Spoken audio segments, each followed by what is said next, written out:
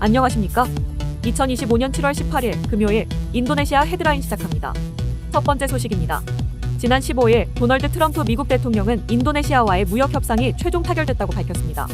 트럼프 대통령은 프라보어 인도네시아 대통령과의 통화 후 이 같은 사실을 트루스 소셜 게시글과 백악관 브리핑을 통해 직접 발표했습니다. 이번 협정으로 미국은 베트남, 영국에 이어 인도네시아와도 새로운 무역 협정을 체결하게 됐습니다. 트럼프 대통령은 이번 협정으로 인도네시아는 미국에 수출하는 모든 상품에 대해 19%의 관세를 부과받게 되며 미국산 제품은 인도네시아 시장에서 관세 및 비관세 장벽 없이 수입이 가능하다고 밝혔습니다.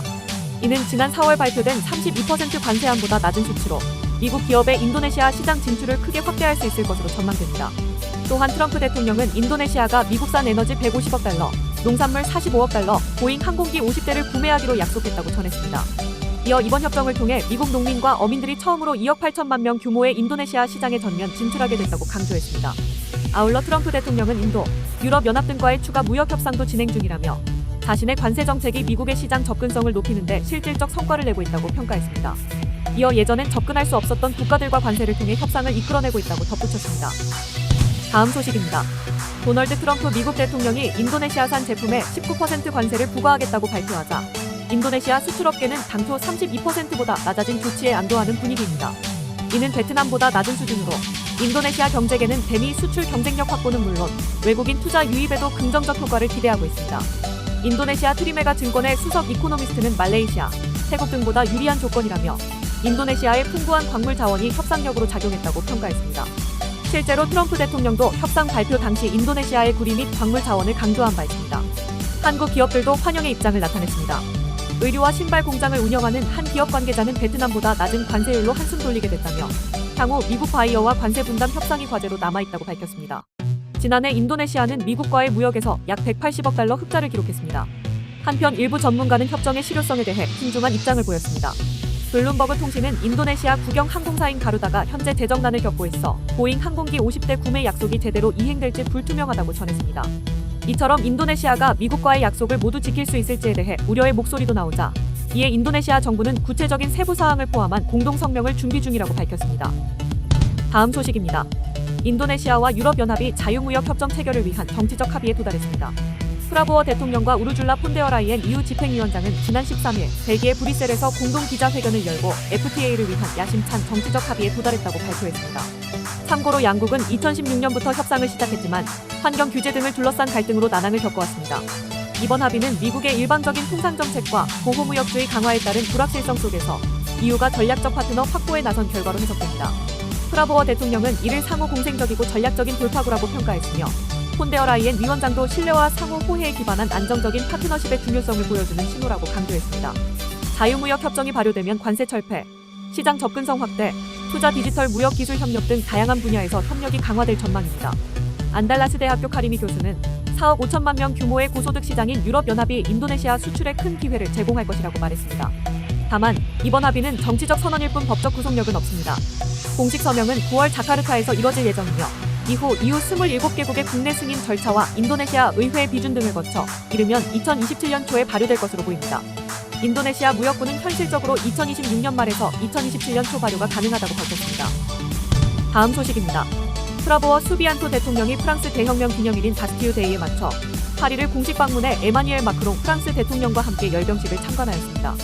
이는 지난 5월 마크롱 대통령이 자카르타 방문 중 수비안토 대통령을 직접 초청한 결과이며 프랑스가 외국 정상을 주빈으로 초청해 외교적 메시지를 전하는 전통의 연장선입니다. 마크롱 대통령이 인도네시아를 주빈국으로 선택한 배경에는 라팔 전투기 외교가 있습니다.